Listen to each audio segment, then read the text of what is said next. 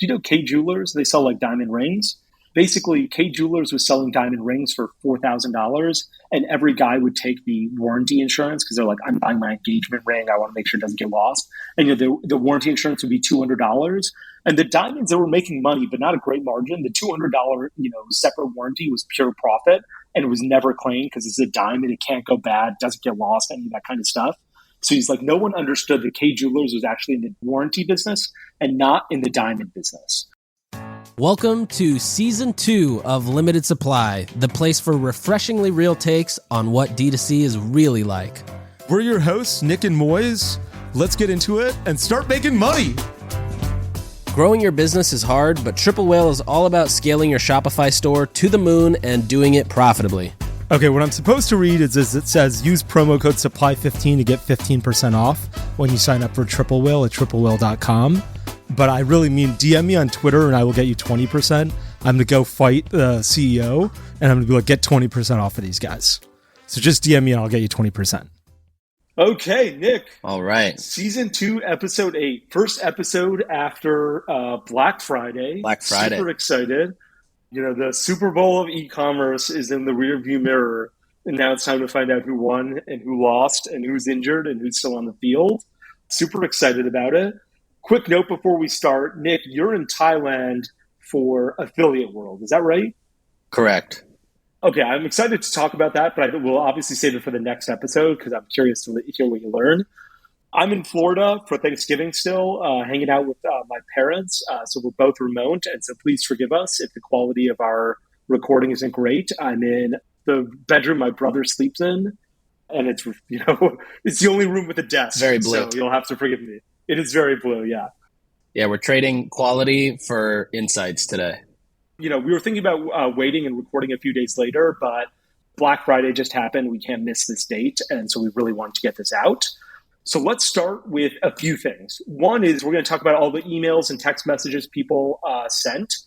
I've got some data from Triple Whale. Like, I talked to Triple Whale basically before Black Friday, and I was like, hey, on Sunday, I want an update of what you saw on Black Friday. Give us the stats on an aggregate basis.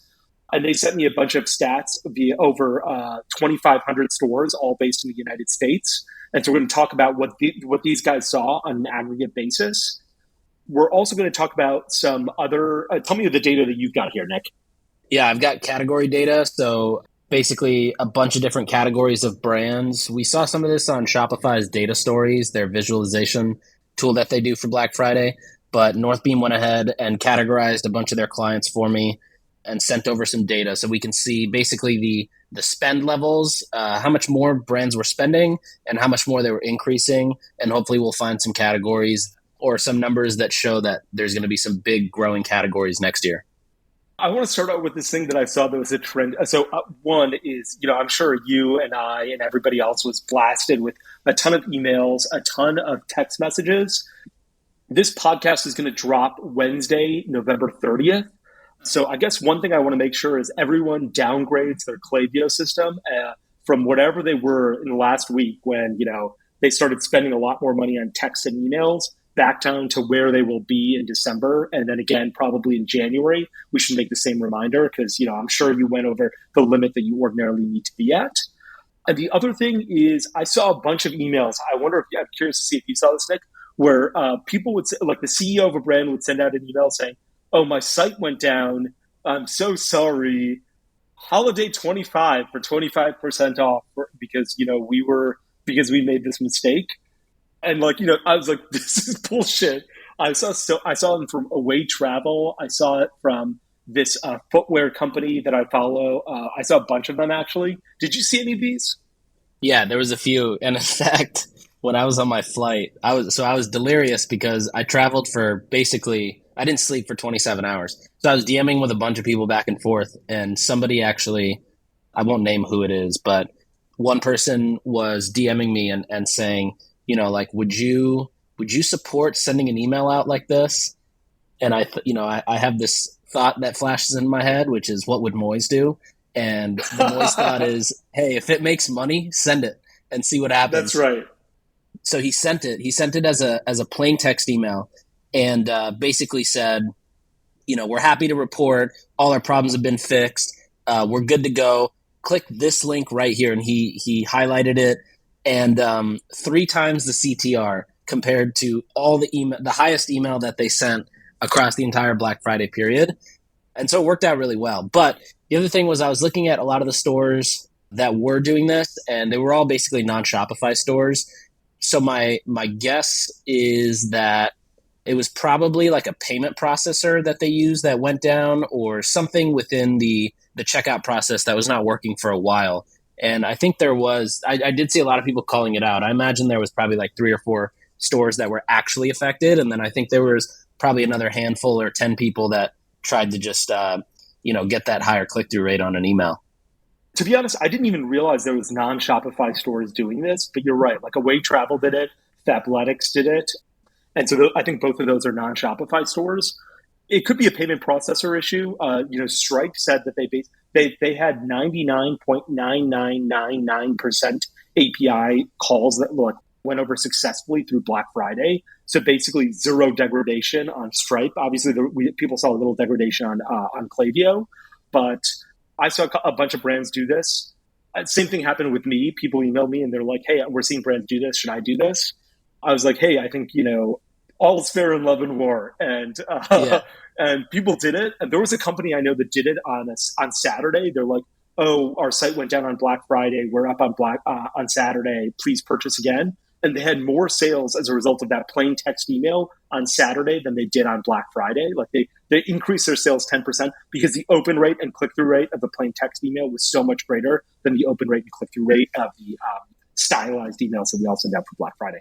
That was the most surprising thing that I saw all of Black Friday. Like usually I'm like, okay, I know what to expect. Promos, I'm curious if it'll be 20%, 10% because everyone's super successful, so they're not discounting a lot. 20 to 30% because it's like a medium year, or 50% because everyone's like, I've got too much inventory. I need to get things out of here. I saw the 25 to 30% range or 20 to 30% range. So I thought that was pretty standard. What was just shocking was all of those emails are going out. That was probably the biggest surprise that I saw during Black Friday. Did you also see that Klaviyo was not working on Black Friday? Yeah, I tweeted about it. Yeah, I saw it right when it happened, basically. But it was only a short period of time. Probably like 30, 40 minutes. Emails were still being sent out. It could have been a disaster. There could have been so many disasters. Shopify failing, Stripe failing, Klaviyo not sending out emails, Klaviyo failing. Looking at everything that happened and the amount of sales that happened over the weekend, went as smoothly as possible. I would have given it a B+ in terms of like everyone sort of having the ability to let you sell products. Like no SaaS provider fucking you. My understanding too of Klaviyo was it was actually more of a preventative measure that they kind of restricted the ability for brands to go play on the front end so that the back end does not get affected. So everything still went out and everything happened on schedule, but they essentially made it so that you couldn't go click around and do a bunch of stuff that would overload their servers and then cause emails to not go out. So I thought it was actually kind of smart, but they should have explained it better because a lot of people didn't pick that up. Yeah, they could have explained it better. You know what? It was like 30 minutes. Emails went out. So I was like, look, if you needed these 30 minutes, if you were waiting to hit send at, I think it happened like around 1 p.m. Eastern. If you were waiting for that, like you were not prepared for Black Friday. You should have been on top of this. You should have been more on top of this. Okay, let's go over some stats. Let me start with some advertising stats, if that's okay with you, and then we'll go into the other stats that we talked about. So I guess the stats that I saw I have like an email from an ad agency that comes to me every week talking about what Facebook CPMs and TikTok CPMs look like week over week. So this is not specific to Black Friday. This is the week of Black Friday versus the week before Black Friday. And so there was an increase in Facebook CPMs of 22% week over week. So basically the week before Black Friday was 22% cheaper than the week of Black Friday, which I thought was really interesting and, frankly, a lot of money. And TikTok was an 8% difference. So TikTok was 8% more expensive the week of Black Friday than the week before Black Friday. I heard from a lot of people that Facebook actually overperformed from what a lot of people had anticipated it would do. I know for some of the brands we were running media for, Facebook did extremely well. Whereas TikTok, which was kind of initially thought to be the one that would help with scale, didn't perform as well. And it sounds like from people I've talked to, they're not planning to use TikTok in high promo periods like this because it doesn't scale that well. That makes sense to me as well. You know what was also crazy was seeing how many people had like million or $3 million days or something like that. Like I think I saw a couple of people on Twitter say, "Hey, I'm trying to get a $3 million day today."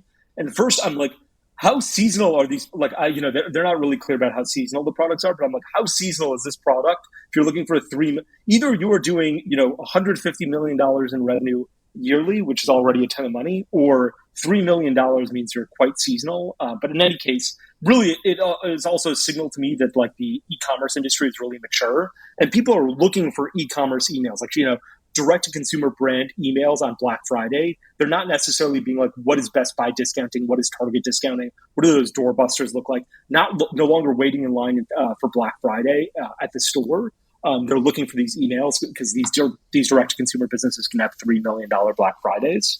Before we get into the stats, actually, have you ever waited in line on Black Friday, Nick, for anything? Like, have you gone out? Oh, have I waited in line? It's in my DNA, Moiz. It's in our Indian DNA to go get that TV at a discount. Well, when I was younger, actually, I thought about this a couple years ago.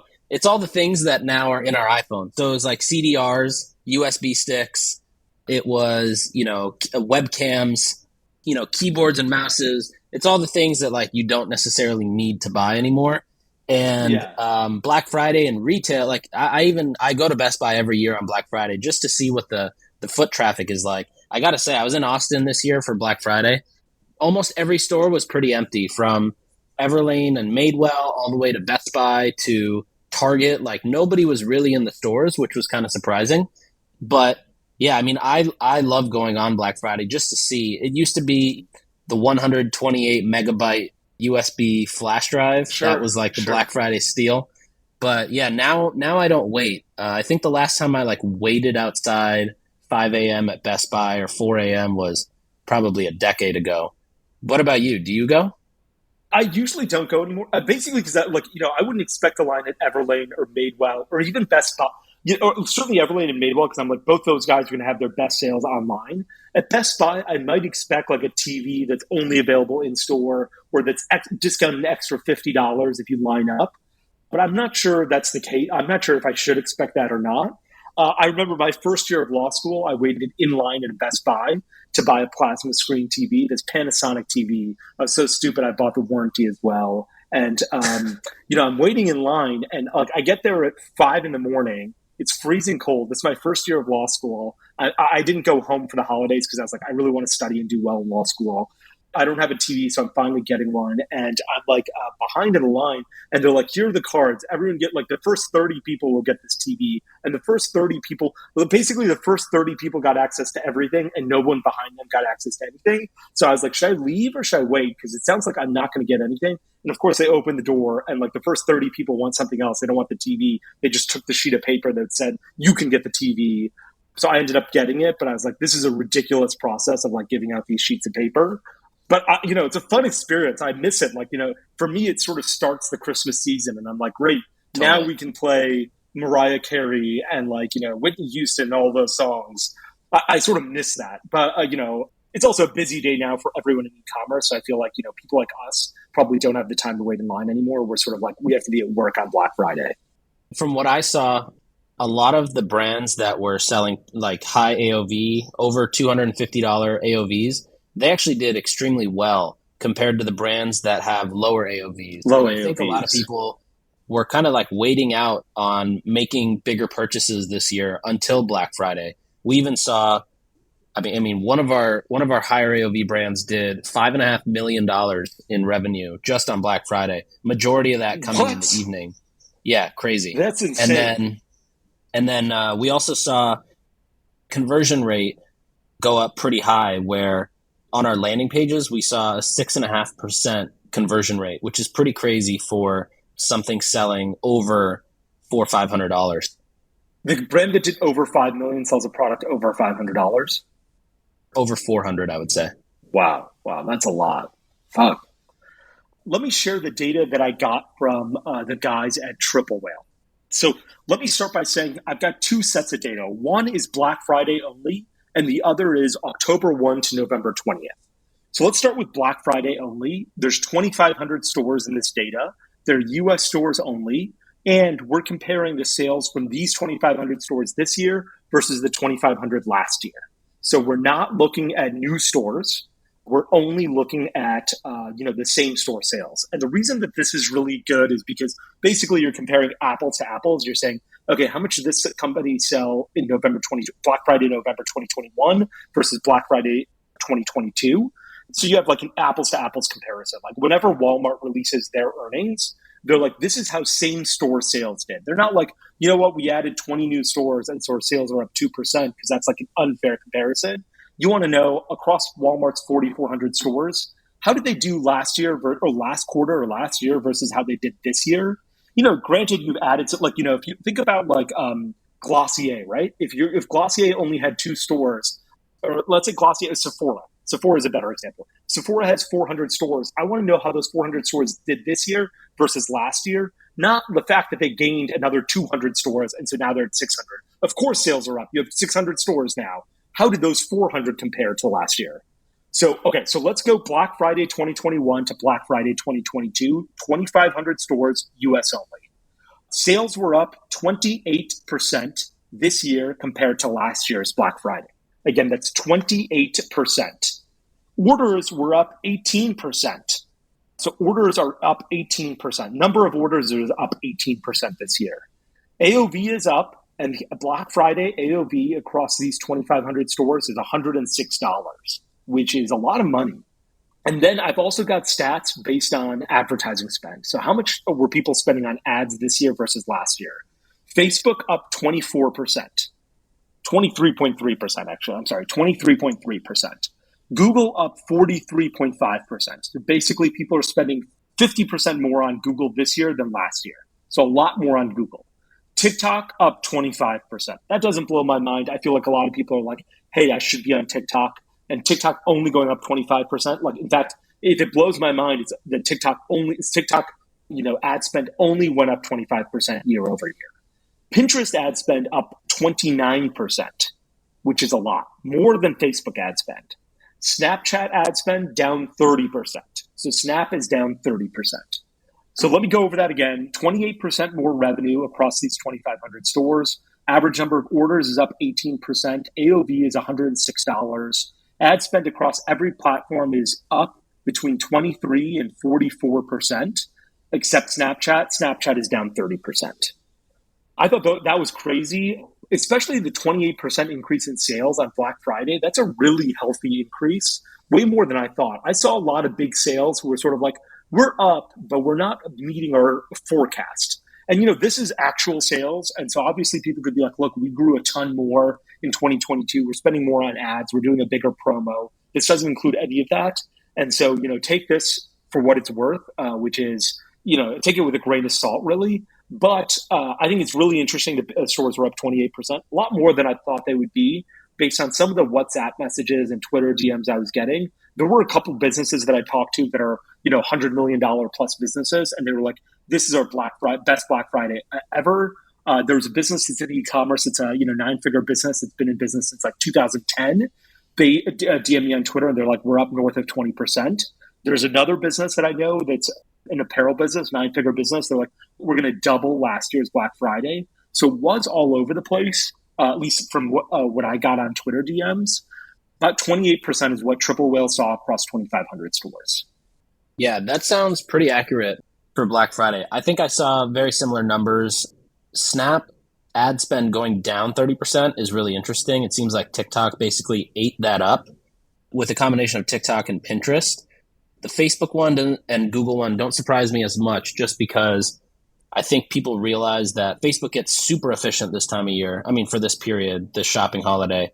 And, when that happens, Google, obviously, you want to be there. You don't want to give that up.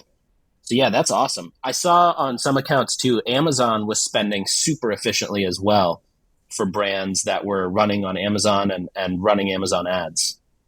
Yeah, there's a brand I own that has just killed it on Amazon on Black Friday. Really crushed it. It was incredible.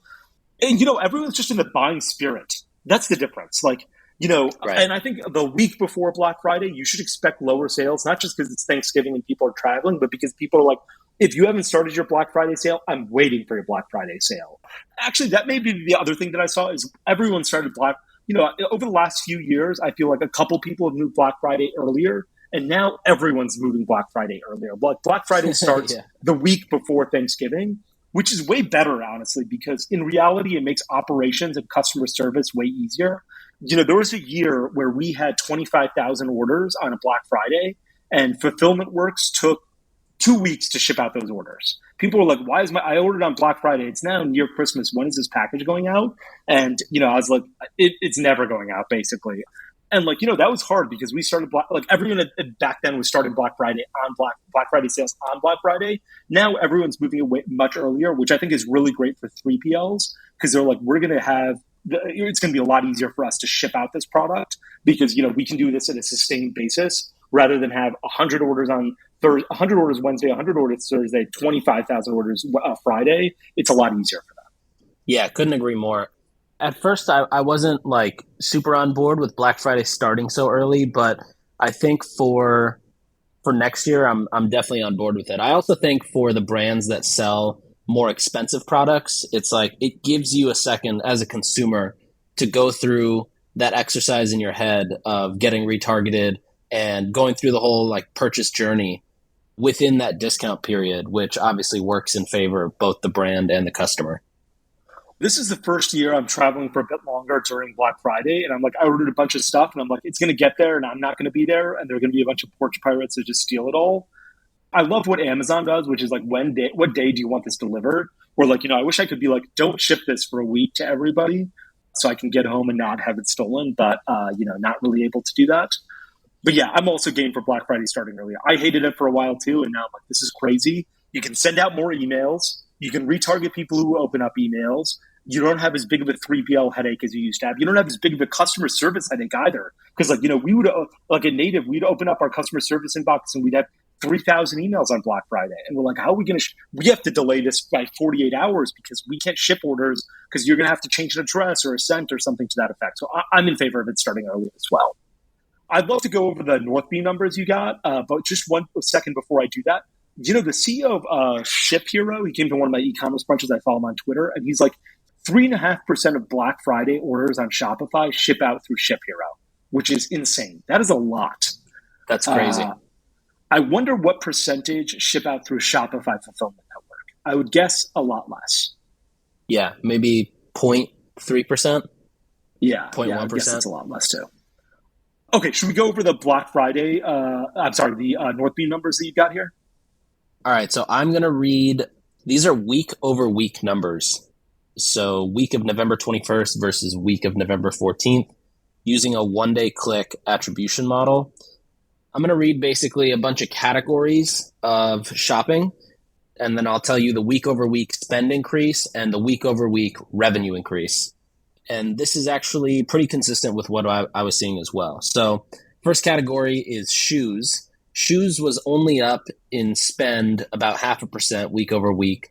However, revenue was up almost 62%, which isn't that surprising. And I wish I had gotten year over year data here, but I think for shoes, a lot of shoe companies were starting their sales early. So I'm going to take the spend increase with a grain of salt.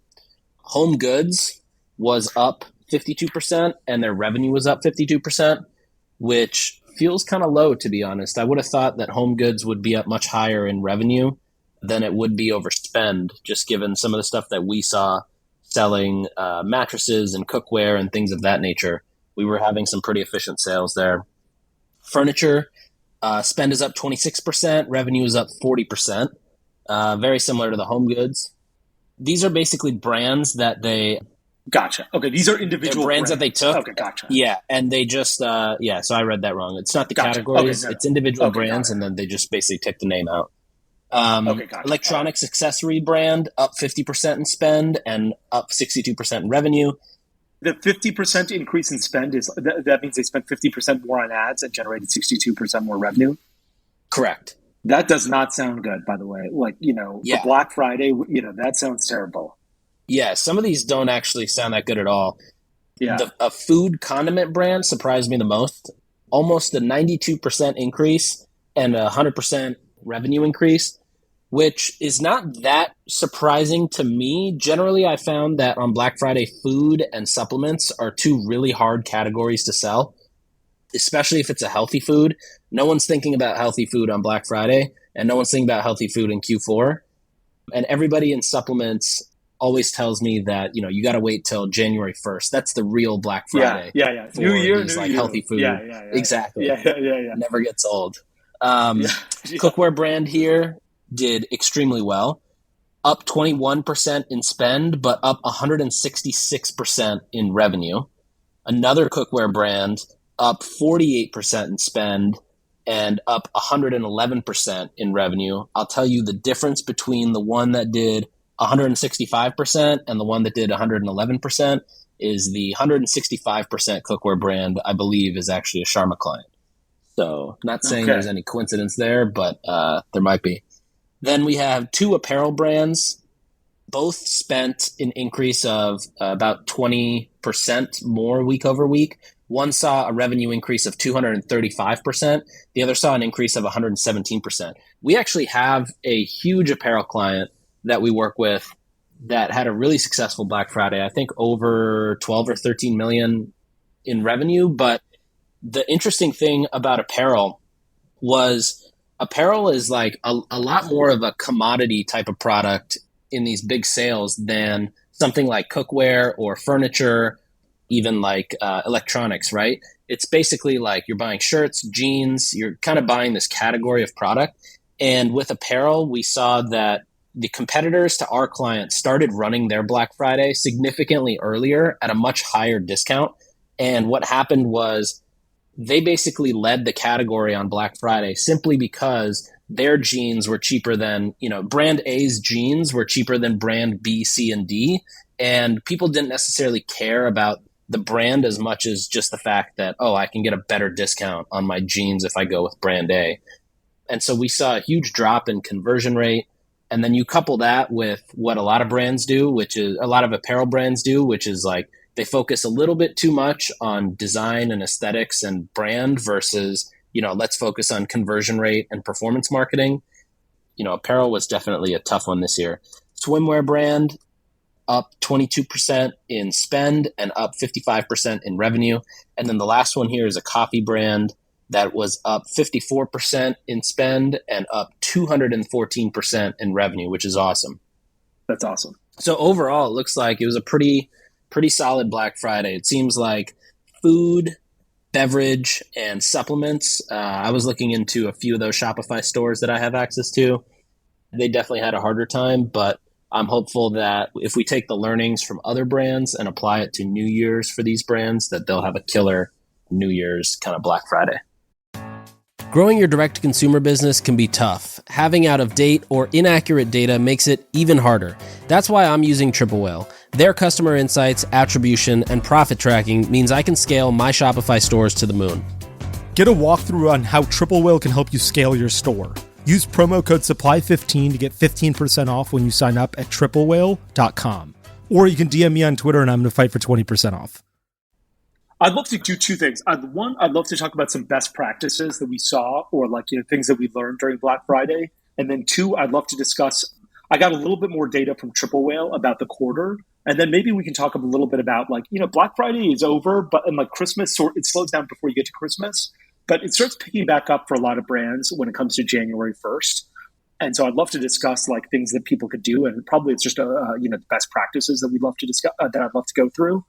So let's start there. One is there were a lot of people on Twitter shitting on people who are discounting, which I think is absolutely ridiculous. Everyone expects discounts on Black Friday. And, if you're discounting on Black Friday, it is not harming your brand. If you're discounting 90%, yeah, it can harm your brand. If you're discounting 60%, it can harm your brand. If you're offering a 20% off sale on Black Friday, welcome to the club, buddy. Everyone is doing it. Don't feel bad about it. This guy on Twitter was like, oh, your brand is shit if you're discounting on Black Friday. I was like, okay, I guess Apple is dead then. Apple is offering discounts on Black Friday. And usually they only offer them on Friday. this is the first year I ever saw Apple offer discounts from Friday through Monday. So they offered it all weekend long. And it's not like Apple, it has a hard time getting people to buy iPhones. They're still offering discounts because that's what you should expect. And that's what everyone wants. And everyone loves to go shopping, and, you're encouraging that behavior and participating in American culture, honestly, by discounting. Kevin from IMI, I'm an investor in IMI, so let me get that out of the way. But he put this thing on Twitter where he's like, we didn't discount, and that was a big mistake because this is exactly what people expect. It doesn't tarnish your brand. It's just participating in the, it's like Christmas caroling. You participate or you can be Scrooge. Participate. It's great. And so I think the people who are shitting on other people for discounting are completely wrong. And so I think one is best practice for Black Friday is to offer discounts. Two, I wanted to talk about was just how we how people do this. Obviously you're sending out emails and text messages. Nick, I think one thing that you mentioned earlier, which was you should retarget people who open up emails and then don't make a purchase. I think that's a great idea. So a bunch of my brands, what I advise them to do is if you send out an email on a Tuesday, don't retarget starting Tuesday. Don't even retarget starting Wednesday. Give them that 36-hour period between when you sent the email and the end of Wednesday to make that purchase. But by Wednesday, if they have not made that purchase, start retargeting them on Thursday. And then, do it for 3 days, end the email, and then you're going to start another one anyway. You're sending out another email. It's Black Friday. I know everyone's sending out a ton. Do the same thing with that email. So if you start the week before Black Friday, let's say you start the Tuesday before the week of Black Friday, you send out that email Tuesday, start out Thursday, the week before Thanksgiving, go through Sunday. You're going to send out another email then do the same thing and start retargeting people who've opened up emails but not made purchases. Those are cheap CACs and will get people to purchase. And even from a last click attribution perspective, it's super powerful. A couple other things I want to go over. One is optimal send time. I tested this a while ago, and for a long time I didn't use recipient's time zone, and I think this is a big failing inside Klaviyo. If you want to send something, in Klaviyo, if you want to determine the recipients when you're sending an email, you cannot also schedule it for the recipient's time zone. So you can't be like, okay, I want to send this email at 9 a.m. in the recipient's time zone. Decide who the recipients will be, at 9 a.m. Eastern or something like that. No, you can't do that. And I think that's a big failing inside Klaviyo, and I wish they would fix that. But I think it's better to send things at an optimal send time that Klaviyo allows, or decent time for the recipient. Don't just send everything at 7 a.m. Eastern. The people on the West Coast are going to get buried in emails on Black Friday. So try and get to the time where they would wake up and look at emails, not necessarily 7 a.m. Eastern, send it out to everyone on your list. You should do it based on people's time zone.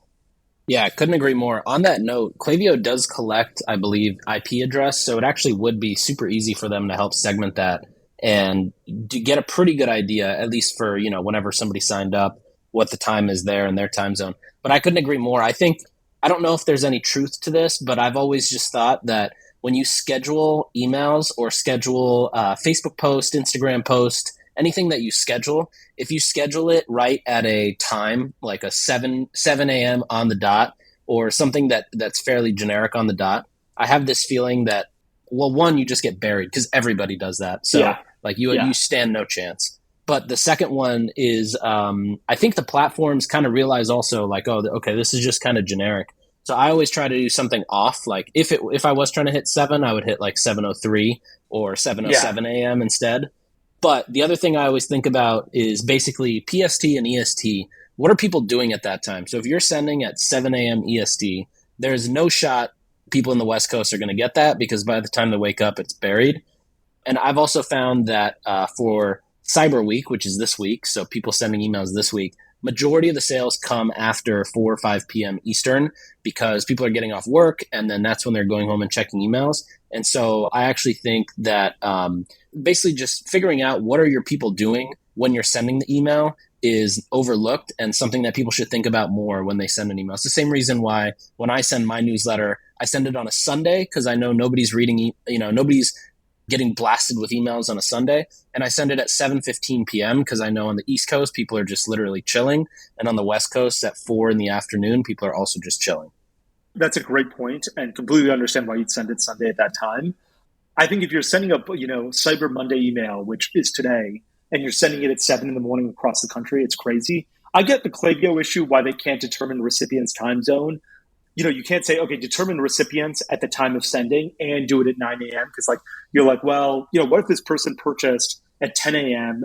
Which time zone are they in? I get the complexity here, but they should figure out a way to do this. At least like determine recipients at 7 a.m. Eastern time or whatever it is, and then send out that email. So I think that is a failing on Klaviyo's part. But yeah, you're absolutely right. Like, think about what your customer is doing or the recipient of that email is doing. Try not to let them get buried, and try to send it at a time where they'd be looking at email and be in a position to make a purchase. I think a few other things I want to offer here. One is like how you're discounting. I think a great thing that people are doing is like gift cards. Buy $100 and get a $20 gift card that you can use in December. One, you're encouraging sales in December or January or whatever you want. So you're like pushing sales into the future. Two is you're getting cash up front because that gift card doesn't cost you anything today. It's a future liability. You've got cash up front. And three, a bunch of those gift cards will never get redeemed, so you can claim a bunch of profit on it right out of the gate. Like Starbucks says that for every $100 in gift cards that they sell, something like 10 cents or so is never redeemed. So if they sell you a $10 gift card, immediately they know that on average, $1 of that gift card will get thrown in the garbage because, you'll purchase 2 coffees and you're like, well, I got 75 cents here. Let me throw it away. Or $1.25. You're like, let me throw it away. And so they know that $1 will never get used, and, they get to claim that as profit. So that's what people get to do with gift cards. It's really amazing. On a side note, Nick, once I saw this Twitter thread, this guy was talking about K Jewelers. Do you know K Jewelers? They sell like diamond rings. And he's like, I realized I was investing in K Jewelers. He's like, I realized back in like 2005, the K Jewelers was not in the jewelry business. It was in the insurance business. Basically, K Jewelers was selling diamond rings for $4,000, and every guy would take the warranty insurance because they're like, I'm buying my engagement ring. I want to make sure it doesn't get lost. And the warranty insurance would be $200. And the diamonds, they were making money, but not a great margin. The $200, separate warranty was pure profit, and it was never claimed because it's a diamond. It can't go bad, doesn't get lost, any of that kind of stuff. So he's like, no one understood that K Jewelers was actually in the warranty business and not in the diamond business. And so he's like, they would sell these warranties and they wouldn't be able to claim, like technically based on accounting rules, you can't claim the profit year one. You have to spread that profit over multiple years, the $200 of warranty insurance. So he's like, they were collecting a ton of cash and sitting on a ton of cash, but they couldn't say that there was profit. They had to spread it out over multiple years because it's a warranty and they're insuring this product for a decade. And so he's like, I realized that this was a warranty business and not a diamond business. And so he basically invested a ton of money in K Jewelers. And the financial crisis hit, and he's like, fuck, even though I was right about my thesis and, K Jewelers should have made money, the financial crisis hit and I got fucked. I got a couple more notes on this stuff too. So one of the brands that didn't discount was Jolie, the shower head. Ryan, who's the CEO, said that their revenue was up 117%, even with no discount. Wow. They've never discounted before. You don't get any kind of promo. There's no cart abandonment discount that they give. And their model, again, is, you buy the shower head and you get a filter on subscription every quarter. What was interesting, though, even though revenue wasn't up a crazy amount, it was up 117%, which I guess is pretty good. What was interesting was CPA was down 47% for them on Black Friday. So I think even brands that didn't go crazy on discounting, but were smart about how they were spending to drive that traffic, also did a good job. I know Viore also had a similar thing where they didn't run a discount. They give you a free hat when you reached an AOV threshold, which some people were upset about. But the thing that they were saying was, you can't just keep increasing your discount every year because at some point it gets a little crazy. Although I think some discount would have been fine. Some other things that I saw that brands that did really well that they were doing. One was they basically treated this like a content game. So they realized that, all right, if our Black Friday period is, instead of just Black Friday and Cyber Monday, if it's actually a 2-week promo, we need to be smart about putting out more content. So the brands that did really well were doing really well with this in terms of they had a ton of ad creative they were running. So they weren't just running like a handful of ads that went to a URL like nick.co/email, and then that would change the redirect every day, which is what a lot of brands do, because the idea is, you get your ads out of the learning phase and, you can rely on these ads being approved and you just change the redirect on the back end. The brands that did well were actually putting tons of ads in and constantly turning them on and off after they were approved. The other thing that they did was they were constantly launching. So like almost every other day or every couple days, they would launch new bundles or new variations. So they would take the same exact products they have and just like rename a bundle or create a new bundle or re-merchandise the homepage. And on the site itself, also make it exciting with, pop-ups that say, Black Friday special, or header bars that say Black Friday special, more so than just like explaining it on the ad or the email and then getting to the site and it's the same site as before.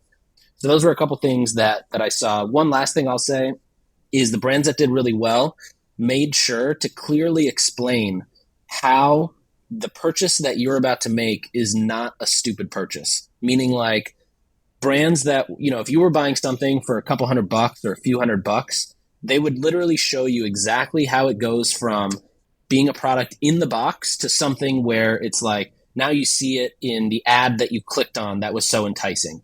And, I think a lot of gifts or a lot of things that are bought on Black Friday also end up becoming gifts. And so I think that helps a ton with conversion rate, because the biggest thing that always stops people is, wait, am I about to buy something and make myself look stupid or look stupid in front of somebody else? And so the brands that explained that and really showed that visually also did really well. That's first, appreciate all of that context. That was great. I'm surprised that Jolie didn't discount. Blows my mind. Vuori discounts. Vuori says like 20% off first-time purchasers. So I think that's crazy that they didn't do like a percent off. But like, free gift counts. I mean, a free hat isn't the best thing in the whole world, but like free gifts definitely count as discounting in my opinion. I think it's always a curious.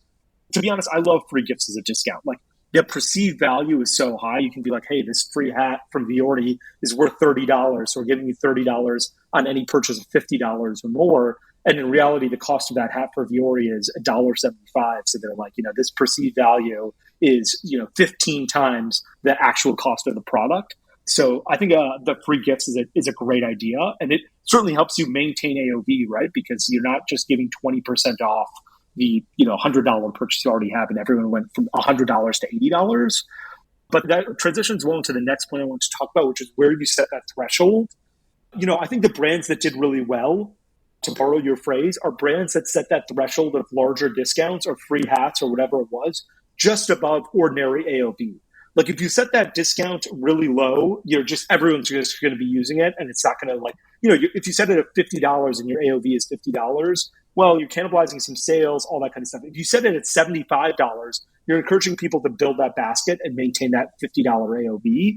And so I think that's what like brands that I saw do really well did that well. Like I saw Cuts do something where they're like, if you spend $300, you get this jacket for free. And I was like, wow, that's pretty awesome. Like a jacket. And that's a high AOV and it pushed me towards that.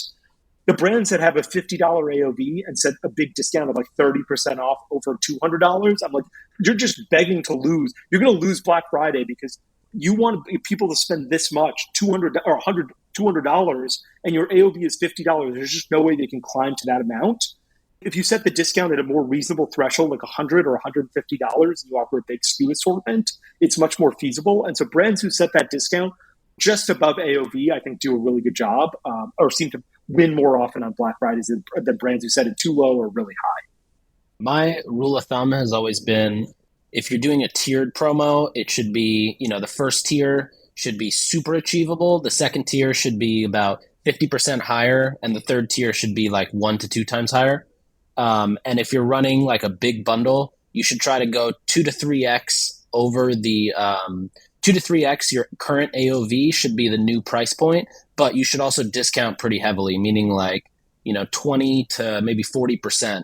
So you really encourage people to get to that AOV. Let's switch gears, and I want to talk about two things. One is numbers that I got from Triple Whale that are basically Q4 to today. What are brands experiencing from October 1st, which is when Q4 started, to November 20th? So just before Black Friday. I shouldn't say today. October 1st to just before Black Friday, how are brands doing? And then I want to talk about any brands that you purchased from on Black Friday, Nick. So this is Triple Whale data, same 2,500 stores. GMV for Q4 so far is up 20%. Again, this is the week before Black Friday, so Black Friday doesn't count. Orders are up 10%. Aggregate ad spend is up 25%, 24% really, but let's say 25% for even numbers. AOV is up 8%. The biggest numbers are Facebook ad spend is up 23% and TikTok spend is up 81%. Snap spend is down. So I thought that was really interesting. On average, brands are doing 20% better in Q4, the week before Black Friday, but in Q4 than they were the previous year. Their number of orders is up 10%. Average AOV is up. Aggregate ad spend is up 24%, with Facebook being 23%, TikTok being 81%. I'm excited to see how TikTok continues to either grow or not grow in terms of taking share of the media budget. I think a lot of brands this year use TikTok really as just, why wouldn't we turn it on and try it out? Because it's Black Friday, and if we're going to test, now is probably the best time to test it. But given the performance of TikTok, I'm curious to see next year if brands decide, it wasn't really worth it, so we're not going to focus on it, or, we figured out a better way to do it, or maybe they just make improvements in the platform. Yeah, always, like, whenever things like this happen, I'm always like, wow, Facebook is incredible. Like, the people and team and algorithm and understanding of ads at Facebook is best in class. And, everyone's like, yeah, TikTok is an up and coming competitor, and no question that it is. Facebook remains head and shoulders above everybody else, and it's not even close still. Pinterest has been around for years. Snap has been around for years. It's not even close. Facebook's algorithm is better than everybody else's. Their reach is better than everyone else's. Their scale is better than everyone else's. And if you're looking for one ad platform to spend time or money on, it still is Facebook. May not be the case 2 years from now, but today I think that there's literally no competitor there's competitors, but nobody who will allow you to reach the scale that you can reach on Facebook. What purchases did you make on Black Friday? I purchased a bunch from 10,000. Honestly, I purchased a bunch of them from last year, and a lot of their clothing has not held up, frankly, which isn't the best, but I like wearing it. So you're back. Yeah, exactly. I like going to the gym. Like, when I go to the gym in 10,000, I always feel better. And I'm like, yeah, these shorts have torn in 3 places and are pilling, and it's not the best quality, but I still want it. And ironically, Keith mentioned it as well. I know you wear it as well. I know we did a bunch of Rumble and Berries. Yeah, I love 10,000. 10,000. I love it as well. Keith mentioned it when we did the pod with him as well. But anyway, bought 10,000. I bought Big Favorite. One of my close friends from law school, his wife started Big Favorite. So I love supporting it, but I also love their clothing. And I was waiting for the Black Friday sale. I tweeted at them and I was like, I'm waiting for your Black Friday sale. You never discount it. And they're like, millionaires pay full price. And I was like, fuck, I feel really bad now. But I still waited for the Black Friday sale, and I think it was worth it. I bought some MeUndies socks. I have the same problem with MeUndies socks. Every single one of my pairs has a hole in it, so I got to wait till Black Friday to purchase 50 new pairs, and they'll start getting holes. Yeah. I don't know what's the quality just isn't there. But again, I just like the plushness for a while. And I'm in the market for a new MacBook Pro. I think mine's about 4 or 5 years old, so I think I'm going to pick one of those up as well. More Black Friday shopping than I've done in the past for sure. In part, it's because COVID is over and I have a house, or I'm renting a house that's pretty steady now. And so I have an address that I'm going to be at in 5 days. And in the past, when Thanksgiving was there, I'm like, I don't know where I'm moving to come Monday on Black Friday. And so I was like, I can't order anything. I don't have an address yet. So it probably gave me a little bit more opportunity to spend. How about yourself? Where did you buy from? I didn't buy a ton of stuff. To be honest, I feel like in New York, my apartment is already so cramped and I can't fit more stuff in there. But I bought some of the House of Wise sleep gummies. Those were half off. I bought some more of the Beam Dream Powder, which is also just a sleep product. There was a brand called Rainer Watch that I found on Twitter. I bought a couple things from them. And then I bought some shirts from True Classic Tees just to see what that hype's about. Okay, yeah, let me know what that hype is about. Did you buy anything else? And then I'm going to hijack it. No, that was pretty much it. Did you see anyone who increased their offer during the Black Friday sale? I'm curious if anyone offered 20% off. It's basically saying, hey, Black Friday sale starts November 15th. And then on Black Friday, they're like, hey, Black Friday is 30% off. All the people who bought at 20% off aren't going to get this email, but now we're increasing the discount to 30%. Did you see anyone do that? A few of our clients sounds like the Sharma brands did that. Yeah. A few of our clients did it where every week we had a different lander with different offers. So some were buy one, get one. A different day it was 30% off this entire list of products. So some of that stuff, but we never did anything that would piss a customer off. I saw some stuff where somebody bought a t-shirt, it's 20% off on Friday, then their Cyber Monday sales like 35% off. That would just piss me off, especially if the product hasn't shipped. But we didn't do anything like that. I do think, though, back to what we were saying earlier about what brands did well, or the brands that did well on Black Friday, they were doing this. Like every day was different deals, almost thinking of it like an advent calendar, keeping things fresh and exciting and new things to look at. Otherwise, we have another client where they basically ran one or two versions of ad creative and then just kept changing the URL. And it was very obvious that after a few days, like people just stopped clicking because they get retargeted with the same exact video every single time. There's nothing new to look at, and nor can you actually see what the offer is. So yeah, I do think the advent calendar approach is great. If you're an apparel brand, I think it's great. Today we're discounting shorts. Tomorrow shirts, the next day socks, the next day underwear, and the next day a combination of all of it. It's always hard if you're like at Native. I was like, what can we do? We don't have 20% off. Okay, the 3-pack is discounted. What else we got here? Buy one random cent, get this up. It was just like we didn't have enough SKUs, and so it was really tough. It's hard to feel bad for brands on Black Friday because everyone's doing well, but it's always really tough when you're Black Friday. You're just like, I don't have this SKU assortment here. Like those brands do better in January, like the supplement brands. How many things can they do? Buy one, get one free. Buy two, get one free. One for 20% off. There just aren't enough SKUs there. So I'm always jealous of apparel brands when it comes to that kind of stuff.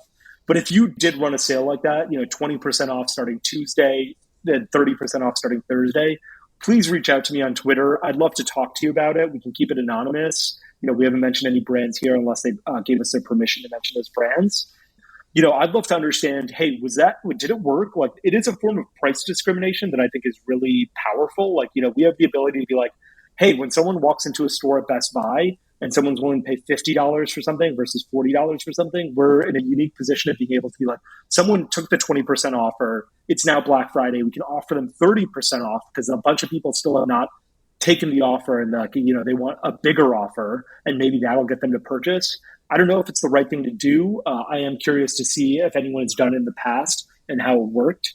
Everyone I talked to was like, we thought about it and we didn't do it. So if you did do it, please reach out to us. Would love to have a chat about it.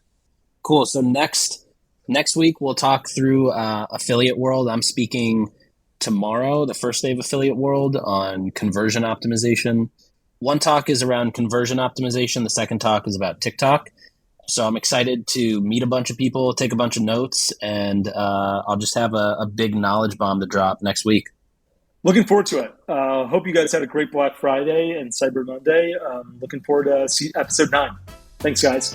Awesome. See you there.